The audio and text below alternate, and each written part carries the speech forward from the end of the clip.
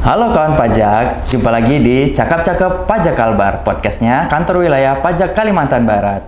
Nah, sebelumnya kami dari Kantor Wilayah DJP Kalimantan Barat mengucapkan bela sungkawa sedalam-dalamnya kepada para korban bencana di Aceh, Sumatera Barat, dan Sumatera Utara atas musibah ataupun bencana banjir yang melanda. Semoga para korban segera pulih ya, kembali ke kondisi semula atau bahkan lebih baik lagi, dan yang ditinggalkan semoga diberi ketabahan.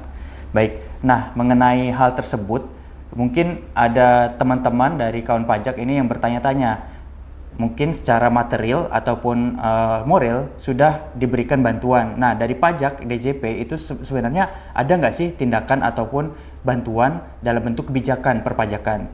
Nah, di sini kita akan membahas mengenai hal tersebut. Jadi kalau kawan pajak mencari informasi tersebut, ini sangat pas nih. Nah, di sini kita sudah kedatangan narasumber yang istimewa. Ya, di sini ada Kak Indara Puturi. Halo Kak Indara. Halo Bang Haji. Ya, di sini Pak Kak Indara ini akan sebagai penyuluh Kanwil DJP Kalimantan Barat akan membahas mengenai peraturan ataupun kebijakan dari pajak mengenai bencana yang melanda 3 wilayah tersebut. Oke, Kak Indara, kalau dari pajak sendiri kira-kira itu apa sih Kak kebijakan yang diberikan, bentuknya apa, terus nomor berapa kalau ada aturannya gitu Kak? Oke, baik Bang. Kalau kita bicara tentang bencana alam ya Bang Hadi ya, tentunya kan ini tidak hanya kerusakan fisik yang dialami oleh masyarakat, tentunya banyak banget dampaknya lah dari bencana alam ini. Salah satunya adalah ekonomi masyarakat. Nah, kalau kita lihat di berita, dengan kondisi yang seperti itu kan otomatis usaha terdampak, kemudian mungkin ada yang buka usaha, terus usahanya mungkin bahkan tidak buka usaha gitu Bang Hadi. Nah, penghasilan otomatis menurun atau bahkan mungkin ada yang tidak memiliki penghasilan sama sekali seperti itu. Nah, di sini mungkin masyarakat saat ini adalah fokusnya adalah untuk melakukan pemulihan akibat bencana alam ini. Nah, disinilah pemerintah atau negara itu hadir Bang untuk mendukung masyarakat yang terdampak tadi melalui salah satunya melalui kebijakan perpajakan. Nah, pemerintah melalui Direktorat Jenderal Pajak itu dalam mendukung masyarakat di sana memberikan relaksasi perpajakan untuk wajib pajak yang berada di wilayah terdampak tadi itu melalui CAP Bang, CAP 251-PJ-2025 yang diterbitkan tanggal 15 Desember 2025 kemarin. Oke, CAP 251 2025 lah ya kita singkat ya Kak ya. Iya, Oke, di CAP 251 ini apa sih Kak yang intinya tuh secara sederhana mungkin diatur? Nah, pemerintah itu sebenarnya kan Bang, untuk pemulihan ini tuh sebenarnya tidak hanya dari segi perpajakan, banyak sekali kebijakan-kebijakan yang harusnya memang mendukung untuk pemulihan dari dampak bencana ini. Nah, khusus untuk di CAP 251 ini, pemerintah dalam bidang perpajakan itu memberikan relaksasi perpajakan dalam pemenuhan kewajiban perpajakan kepada wajib pajak di wilayah yang terdampak bencana. Seperti itu. Nah, kemudian tentunya ini terbatas dalam periode tertentu dan tentunya ini juga diatur sesuai dengan peraturan perundang-undangan yang ada. Seperti itu. Oke, jadi ini wilayahnya tuh nggak semua wilayah Indonesia yang mendapatkan fasilitas ini ya? Nah, jadi itu kalau kita melihat dari dasar aturan ini terbit ya, kalau kita lihat dasar penerbitan aturan ini, salah satunya itu adalah dari keputusan dari gubernur-gubernur, khususnya adalah Gubernur Aceh, Gubernur Sumatera Utara, Gubernur Barat, di mana menetapkan status bencana alam di wilayah tersebut. Nah, jadi CAP ini hadir atau terbit itu adalah memang berdasarkan keputusan-keputusan dari gubernur tadi, dan memang dikhususkan untuk wilayah-wilayah terdampak, yaitu Provinsi Aceh, Sumatera Utara sama Sumatera Barat. Jadi memang CAP ini berlaku hanya untuk wajib pajak yang berada di 3 wilayah provinsi tersebut. Nah, mungkin ini nih yang paling ditanya-tanya ini sama kawan pajak. Kira-kira relaksasinya ini bentuknya apa sih Kak? Oke, relaksasi yang diberikan di CAP ini ya Bang, di CAP 251 ini itu ada 3 hal sebenarnya. Yang pertama itu adalah pemberian perpanjangan waktu dalam pemenuhan kewajiban perpajakan. Nah, tentunya wajib pajak itu diberikan kesempatan Ya mungkin saat ini kan fokusnya bukan untuk melaksanakan administrasi atau melakukan pemenuhan administrasi ya. Nah di sini wajib pajak diberikan kelonggaran waktu yang tadinya mungkin pelaporan tanggal 30 November ini nanti diberikan kelonggaran waktu dalam pemenuhan kewajiban perpajakannya. Nah kemudian yang kedua wajib pajak itu diberikan penghapusan sanksi Bang Hadi. Jadi tentunya ya tadi fokus tadi wajib pajak tidak dalam melaksanakan administrasi pemerintahan seperti itu atau administrasi perpajakan. Nah diberikan penghapusan sanksi atas keterlambatan pelaporan, penyetoran dalam pemenuhan kewajiban perpajakan si wajib pajak tadi. Nah kemudian yang ketiga itu adalah pemberian layanan yang lebih memudahkan wajib pajak seperti itu. Misalnya tentunya tapi melihat kondisi di wilayah tersebut. Misalnya tadi kantor pelayanan pajaknya jauh, mungkin nanti suatu saat akan dibuatkan layanan di wilayah terdekat seperti itu. Oke, jadi bentuk relaksasinya itu ada 3 ya. Pertama tadi batas waktu, perpanjangan batas waktu. Yang kedua ada penghapusan sanksi ataupun bahkan tidak ini ya mungkin ya Kak ya. Sanksi apapun ya, termasuk sanksi-sanksi yang melekat di dalam peraturan PPN, PPH dan semuanya ya Pak Kak ya. Terus yang ketiga tadi adalah layanan, ibaratnya mempermudah layanan ya, mungkin dengan membuka tempat-tempat khusus untuk pelayanan perpajakan di wilayah-wilayah yang terdampak seperti itu Kak ya. Betul sekali Bang. Oke, kalau misalnya untuk batas waktu pemenuhan kewajiban tadi tuh Kak, nah itu untuk perpajakan yang apa aja sih Kak? Sekarang berbicara terkait kewajiban apa saja yang diberikan relaksasi nih seperti itu. Nah jadi untuk kewajiban perpajakan itu ada 4 jenis nih Bang yang diberikan relaksasi. Yang pertama itu adalah terkait pelaporan SPT massa. Nah jadi untuk wajib pajak yang memiliki jatuh tempo pelaporan SPT massa itu yang seharusnya dilaporkan paling lambat tanggal 30 November sampai tanggal 31 Desember 30 November 2025 sampai 31 Desember 2025 itu berhak mendapatkan relaksasi. Kemudian yang kedua adalah jenis pelaporan SPT tahunan. SPT tahunan yang dimana jatuh tempo pelaporannya adalah tanggal 31 November 2025 sampai 31 Desember 2025 itu berhak mendapatkan relaksasi. Kemudian yang ketiga terkait penyetoran pajak. Nah, kalau wajib pajak itu memiliki jatuh tempo pembayaran pajak atau pembayaran utang pajak itu yang dimana jatuh temponya adalah tanggal 30 November 2025 sampai 31 Desember 2025. Nah, kemudian yang keempat ini yang terakhir itu adalah khusus untuk wajib pajak yang PKP atau pengusaha kena pajak. Nah, dimana yang kita ketahui bahwa penerbitan faktur pajak itu kan paling lambat adalah tanggal 15 bulan berikutnya ya Bang ya. Nah, terkhusus untuk masa pajak November dan masa pajak Desember 2025 itu diberikan relaksasi dalam penerbitan atau pembuatan faktur pajak untuk transaksi-transaksi oleh pengusaha kena pajak tadi. Oke, berarti kan dia intinya itu yang masa pajaknya itu jatuh temponya itu November Desember ya Kak Indara ya, yang mendapatkan relaksasi batas pelaporan ini ya.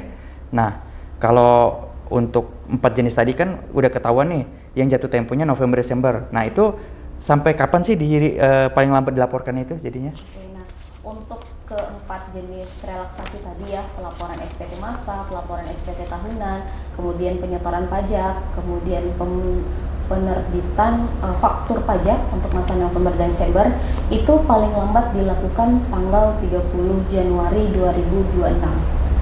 Jadi kalau misalnya ternyata contohnya nih PKP kemarin kan bencananya mungkin dari bulan November ya Bang ya? Iya. Dari bulan November. Nah itu misalnya ternyata nggak bisa lagi buat faktur paling lambat tanggal 15 Desember. Nah itu untuk faktur yang harusnya terbit di masa November 2025 itu boleh dibuatkan paling lambat tanggal 30 Januari 2026. Dan perlu diingat Januari itu paling lambat 31 hari ya Bang ya? Iya, 31. Jadi bukan di akhir Januari, takutnya kan berpikirnya di akhir Januari, tapi tanggal 30 Januari 2026. Oke, jadi kawan pajak batas lapornya itu 30 Januari, bukan akhir bulan Januari. Kalau akhir bulan itu tadi 31 Januari. Iya. Nah, kalau misalnya tadi yang jatuh temponya November Desember itu ibaratnya mungkin hilap lah ya, ada kantor pajak yang nggak sengaja nerbitin sanksi yang bentuknya STP gitu. Seperti itu sebenarnya surat tagihan pajak ya. Nah itu gimana tuh Kak? Oke, nah kalau misalnya ternyata wajib pajak yang berada di wilayah terdampak tadi dan memenuhi syarat untuk mendapatkan relaksasi pajak tadi, ternyata tetap diterbitkan surat tagihan pajak atau SKP lah misalnya ya Bang ya. Nah, surat tagihan pajak. Nah, wajib pajak tersebut itu boleh menyampaikan informasi atau menyampaikan saja ke kantor pajak terdaftarnya, boleh ke petugas pajak yang ada di situ lah ya. Nanti menginfokan bahwa saya berhak mendapatkan relaksasi ini, memanfaatkan untuk penghapusan sanksi ini.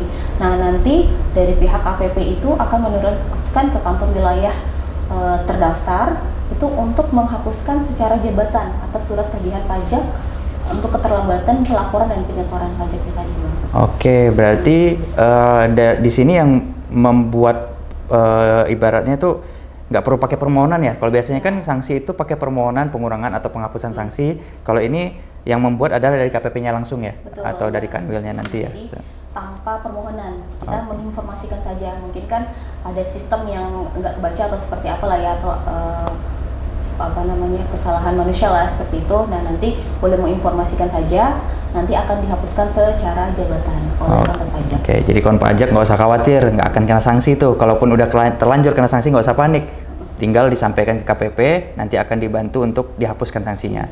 Oke, nah tadi kan udah pelaporan, pembayaran sama pembuatan faktur itu diberikan relaksasi. Nah mungkin ada lagi nggak sih, mungkin sesuatu atau permohonan-permohonan yang membutuhkan ada tenggat waktu. Nah itu ada nggak yang lain yang direlaksasi? Oke, kalau tadi kan terkait kewajiban wajib pajak ya Bang, untuk pelaporan, pembayaran, pembuatan faktur. Nah ternyata di relaksasi ini tuh hak wajib pajak untuk mengajukan permohonan pengurangan sanksi, keberatan, penghapusan sanksi yang STP yang tidak benar, itu ternyata juga diberi relaksasi Bang. Jadi tidak hanya kewajiban wajib pajak aja.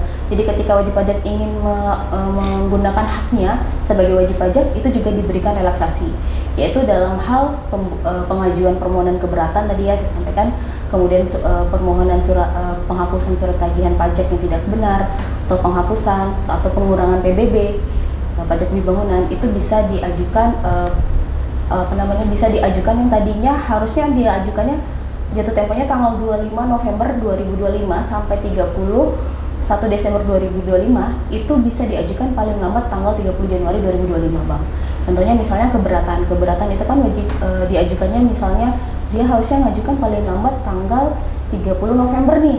Nah ternyata dia terdampak banjir, dia tidak punya dokumennya atau dia tidak bisa mengumpulkan dokumennya, nah dia boleh mengajukan keberatan atas SKP yang dia terima lah misalnya seperti itu paling lambat tanggal 30 Januari 2026. Oke, berarti sama ya, 30 Januari 2026 ya, bukan 31 tadi ya. Itu kalau dilihat-lihat tuh hampir semuanya yang ada jatuh tempo itu diberikan relaksasi ya Kak ya, berarti ya. Iya, betul. Oke, nah selanjutnya nih Kak, misalnya teman-teman kawan-kawan pajak ini melaporkan pajaknya itu 30 Januari 2026. Secara ketentuan itu kan sebenarnya kelihatannya dia terlambat ya. Mungkin ada PPN-nya, PPh-nya terlambat atau SPT tahunannya terlambat. Nah, itu kan mungkin berdampak ke beberapa permohonan yang membutuhkan validasi kepatuhan SPT. Nah, itu kira-kira gimana tuh Kak? Oke. Nah, contohnya ini ya Bang, surat penetapan wajib pajak kriteria tertentu. Salah satu persyaratan pemenuhan kewajiban perpajakannya itu adalah lapor SPT tahunan tepat waktu, kemudian SPT masa PPN seperti itu. Nah, jika dalam periode relaksasi itu wajib pajak tersebut yang sudah ditetapkan sebagai wajib pajak kriteria tertentu itu terlambat dalam melaporkan SPT tahunan atau SPT masa, itu tidak menjadikan dia dicabut tuh Bang surat penetapan dia sebagai wajib pajak kriteria tertentu. Nah kemudian untuk wajib pajak yang baru aja ingin mengajukan sebagai wajib pajak yang ditetapkan sebagai kriteria tertentu seperti itu. Nah ketika dia terlambat SPT tahunan atau SPT masa di dalam periode relaksasi, dia tidak menyebabkan sebagai dasar penolakan untuk ditetapkan sebagai kriteria wajib pajak kriteria tertentu. Kalaupun ditolak mungkin ada prosedur lain yang mungkin tidak memenuhi seperti itu. Tapi ketika prosedur yang tidak memenuhi adalah dalam relaksasi ini, itu dia tidak menjadikan dia dicabut ataupun ditolak seperti itu. Oke, berarti ini ya ibaratnya tuh kayak diputihkan lah ya. Ya. Rapornya tuh nggak dianggap merah untuk kali ini karena memang kan dari sisi ininya juga ya, kita lihat kondisinya itu bukan sengaja gitu ya Kak ya, mereka menunda ataupun terlambat gitu kan, ini memang ada kendala bencana seperti itu. Jadi memang kawan pajak nggak usah khawatir kalau memang lapornya 30 Januari itu dianggap tidak telat, jadi nggak perlu khawatir untuk kepatuhannya tetap dijamin seperti itu. Nah, kalau wajib pajak ini, kawan pajak ini ingin mendapatkan fasilitas CAP 251 ini, kira-kira mereka perlu ngajuin nggak sih Pak, Kak? Oke, nah khusus untuk CAP 251 ini Bang, dalam hal relaksasi pajak itu otomatis tanpa mengajukan permohonan seperti itu. Jadi wajib pajak yang ketika dia memenuhi kriteria wilayah, kriteria periode, itu dia otomatis bisa memanfaatkan relaksasi pajak ini tanpa mengajukan permohonan terlebih dahulu ke kantor pajak terdaftar. Oke. Nah, itu kawan pajak. Jadi nggak perlu khawatir, nggak perlu repot-repot ngajuin permohonan, nggak perlu bawa ke Kortex, nggak perlu ke KPP ataupun bersurat untuk mendapatkan kebijakan ataupun relaksasi ini. Jadi kawan pajak yang terdampak itu otomatis akan mendapatkan relaksasi seperti itu.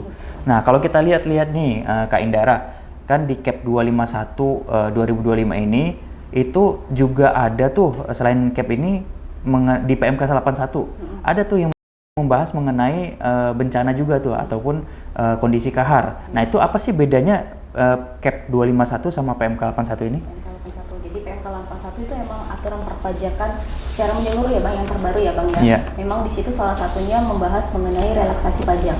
Nah, perbedaannya adalah banyak sih perbedaannya antara CAP 251 sama PMK 81 ini. Nah, kalau PMK 251 ini memang ditetapkan karena kondisi khusus dalam hal sebagai contohnya tadi itu karena dia ada CAP gubernur ya Bang ya. Gubernur Aceh, Gubernur Sumatera Utara, Sumatera Barat bahwa menetapkan daerah itu sebagai daerah yang terdampak bencana alam. Nah, ini maka lahirlah CAP ini. Jadi memang terkhususkan untuk wilayah tersebut. Nah, sedangkan kalau PMK 81 itu berlaku secara nasional untuk siapa saja wajib pajak yang terdampak force major atau bencana lah, tidak hanya bencana alam. Contohnya misalnya kebakaran misalnya. Seperti itu, terus perusahaannya terdampak, kantornya hancur hangus seperti itu. Nah, kemudian yang kedua, kalau yang CAP 251 tadi otomatis ya Bang ya, otomatis wajib pajak tanpa mengajukan permohonan. Sedangkan ketika wajib pajak mengalami kondisi kahar atau force major atau bencana alam di CAP 81 bisa mengajukan relaksasi di CAP 81 itu, tapi harus mengajukan permohonan. Contohnya misalnya wajib pajak perusahaannya mengalami kebakaran nih, seperti itu. Nah, yang kebakaran kan perusahaannya nih Bang. Dan yang tahu bahwa perusahaan itu kebakaran kan mungkin perusahaannya aja mungkin atau wilayah sekitaran. Nah, mungkin secara nasional tidak mengetahuinya seperti itu. Nah, jadi wajib pajak harus mengajukan permohonan supaya KPP tahu bahwa di dalam periode ini tuh, di dalam waktu ini tuh ternyata wajib pajak mengalami kerugian karena bencana alam seperti itu. Nah, kemudian yang ketiga, kalau di CAP 251 tadi itu berlakunya sampai 30 Januari 2025. Kelonggaran dalam laporan SPT, kelonggaran dalam penyetoran pajak seperti itu. Nah, kalau untuk yang di CAP 81 itu paling lambat adalah 24 bulan sejak wajib pajak itu mengalami kondisi kahar Bang. Kemudian yang keempat ya, sebenarnya banyak sih perbedaan dari di CAP 251 dengan PMK 81 ini. Kemudian kalau yang di CAP 251 ini mengatur terkait pengurangan penghapusan sanksi administrasi. Sedangkan kalau yang di PMK 81 itu khusus hanya pokoknya tetap dibayar, tapi sanksinya yang dihapuskan seperti itu Bang. Ketika memang dia seharusnya mendapatkan surat tagih pajak atau surat ketetapan pajak kurang bayar misalnya. Nah, untuk yang dihapuskan itu hanya sanksinya aja, tapi pokoknya tetap dibayar.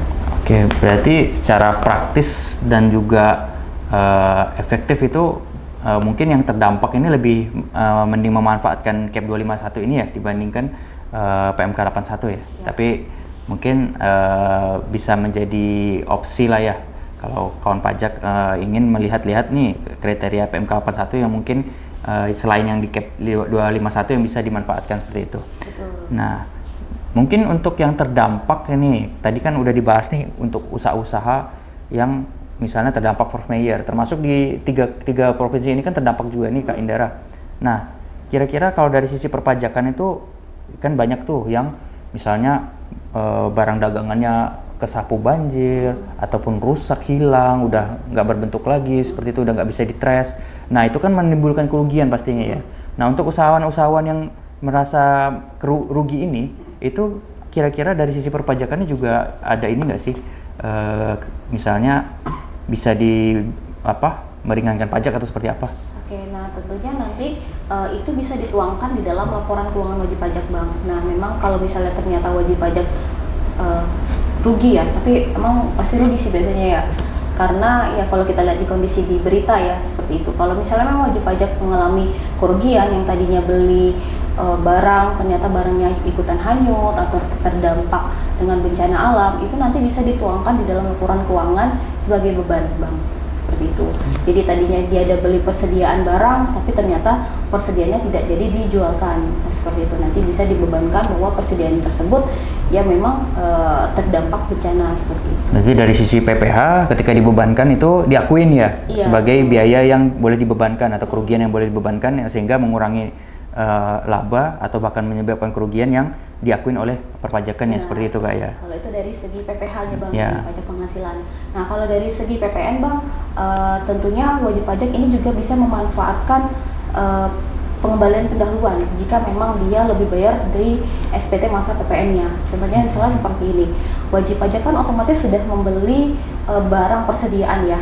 Ketika mereka membeli barang persediaan, otomatis mereka mendapatkan pajak masukan.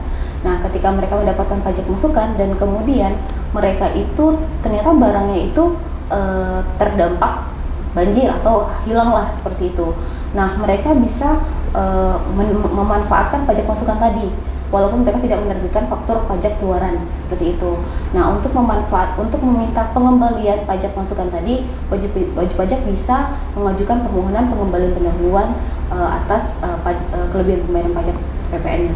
Oke, jadi dari sisi PPN juga ibaratnya toh memang waktu dia beli dia udah bayar PPN, dia tetap para korban ini tetap bisa memanfaatkan pajak kredit pajak masukannya nanti, sehingga kalau ada kerugian pastinya bisa menjadi lebih bayar dan bisa dikembalikan ya Kak ya. Betul, karena memang masuk ke dalam salah satu syarat boleh tidak menerbitkan faktur pajak ya Bang.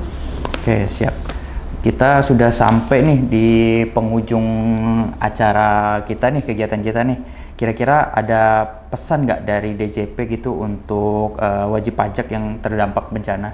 Oke, kalau dari Direktur Jenderal Pajak, saya pribadi sih mungkin ya Bang ya, jangan ragu kepada wajib pajak yang mungkin berada di wilayah Aceh, wilayah Sumatera Utara, Sumatera Barat. Mungkin saat ini mungkin mereka sedang fokus ya Bang dalam pemulihan pasca bencana ini. Nah, jika memang wajib pajak memerlukan asistensi atau edukasi lebih lanjut terkait relaksasi pajak ini Bang, jangan sungkan-sungkan pergi ke kantor pajak terdekat untuk menanyakan bagaimana terkait pajak dari perusahaan atau pribadi si wajib pajak tersebut, seperti itu. Oke, mungkin sebagai penutup nih Kak Indara, apa harapan DJP dengan diterbitkannya Cap 251 2025 ini? Harapannya itu semoga dengan adanya Cap 251 ini masyarakat merasa bahwa negara ikut membantu nih Bang, membantu dari salah satunya adalah dari kebijakan perpajakan. Tentunya wajib pajak walaupun diberikan relaksasi, walaupun terdampak bencana ya, kita tetap melaksanakan kewajiban perpajakannya secara patuh, seperti itu sih. Oke, baik.